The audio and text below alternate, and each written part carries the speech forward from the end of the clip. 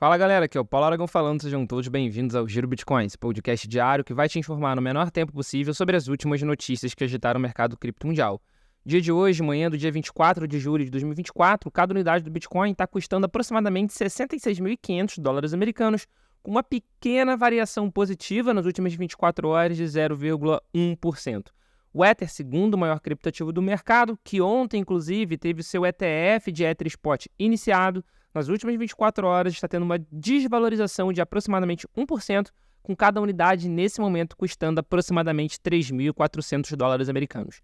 Mas já falando diretamente dos ETFs, no dia de ontem, os ETFs de Bitcoin Spot, primeiro vamos falar dos ETFs de Bitcoin, tiveram um saldo negativo de aproximadamente 1.206 Bitcoins, com a saída sendo liderado pelo ETF do Bitwise, que teve uma saída de aproximadamente 1.068 Bitcoins.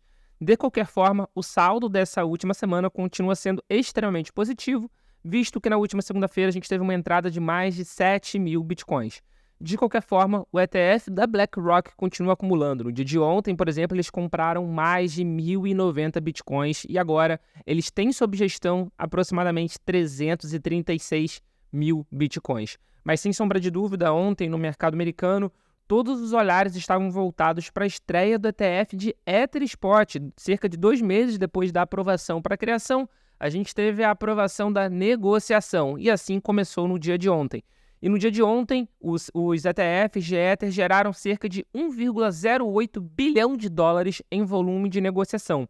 Esse valor, vale ressaltar, equivale a cerca de 23% do que os ETFs de Bitcoin Spot viram no seu dia de abertura. O Grayscale Ethereum Trust, que era um trust que foi convertido para ETF, que é da Grayscale, e o iShares Ethereum Trust, que é o ETF da BlackRock, tiveram um maior volume no dia 23 de julho, com 458 milhões de dólares da Grayscale e 250 milhões de dólares da BlackRock. Esses são dados preliminares, visto que a gente ainda não teve o fechamento do mercado, a gente ainda não teve os dados oficiais relativos ao dia de ontem.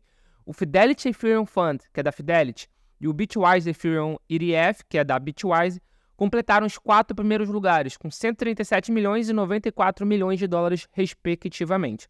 Vale ressaltar que, apesar desse volume negociado de 1 bilhão, a gente não sabe exatamente qual foi o valor de entrada, o valor de influxo de capital, no mercado cripto. O que a gente já consegue supor é que esse da Grayscale foi de saída. A gente acredita plenamente que esse valor de 458 milhões de dólares vindos do ETF da Grayscale foram de vendas. Por que a gente acredita isso? Todas as gestoras estão tendo uma disputa por taxas. Elas estão gerando entre 0,15% e 0,25%, exceto o da Grayscale. A Grayscale manteve a taxa do seu trust, que é na casa de 2,5%. Eles já tinham aproximadamente 9 bilhões de dólares sob gestão e provavelmente só no dia de ontem perderam meio bilhão. O que a gente vai acabar vendo aqui nesses ETFs de Ether Spot foi a mesma coisa que a gente viu no ETF de Bitcoin Spot. A Grayscale tinha mais de 600 mil Bitcoins sob gestão e essa quantia vem caindo diariamente. Para vocês terem uma ideia, a negociação do ETF do Bitcoin começou em janeiro. Agora, dia 24 de julho, ele já tem aproximadamente 271 mil Bitcoins, ou seja, eles perderam mais de 300 mil Bitcoins sob gestão. E o porquê que isso aconteceu no ETF de Bitcoin? Por causa justamente dessa taxa de administração. No caso do Bitcoin, a Grayscale manteve no seu 1,5% e no caso do Ether, a Grayscale manteve em 2,5%. Então é natural que a gente veja isso acontecendo, esse fluxo de saída da Grayscale e migração para as outras gestoras, para os outros ETFs. E ainda falando de mercado americano, mas que naturalmente acaba impactando no mundo como um todo, o candidato republicano à presidência dos Estados Unidos, Donald Trump, desmentiu reportagens sugerindo que ele poderia considerar nomear o CEO do JP Morgan, que é o Jamie Dimon, ou o CEO da BlackRock, que é o Larry Fink, como secretário do Tesouro se for reeleito. Em uma publicação no dia de ontem, dia 23 de julho, na sua plataforma Truth Social, Trump disse que nem Dimon nem Fink faziam parte de seus planos para um possível gabinete, caso ele seja de fato vitorioso na próxima eleição em novembro. Ele pareceu contradizer a reportagem exclusiva divulgada no último dia 16 de julho pela Bloomberg Business Week, cuja equipe se reuniu com Trump em junho. Abre aspas, eu não sei quem disse isso ou de onde veio, mas eu nunca discuti ou pensei em Jamie Dimon ou Larry Fink para secretário do Tesouro. Fecha aspas. Vale ressaltar que o candidato republicano, Donald Trump, ele tem se mostrado extremamente favorável à criptomoeda. Inclusive, nessa semana, ele vai palestrar em um evento de Bitcoin nos Estados Unidos.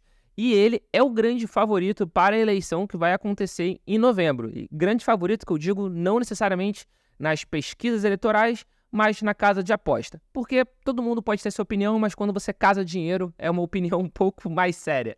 E o banco de investimentos Citi, por causa muito desse sentimento de que o Trump vai ganhar as eleições dos Estados Unidos, aumentou sua meta de preço das ações da exchange de criptomoedas Coinbase, citando justamente um cenário político em mudança e uma recente decisão da Suprema Corte dos Estados Unidos como catalisadores otimistas para as ações.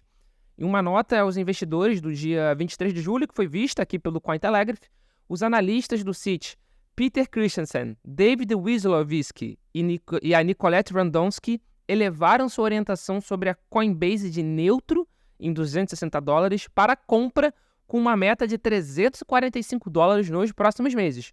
O banco de investimentos citou a recente série de desenvolvimentos na corrida eleitoral dos Estados Unidos como uma razão para otimismo, dizendo que isso está trazendo uma melhoria no cenário regulatório para os ativos cripto. Vale ressaltar novamente que, caso seja eleito, Donald Trump prometeu extirpar a perseguição ao setor que o atual governo do presidente Joe Biden está fazendo.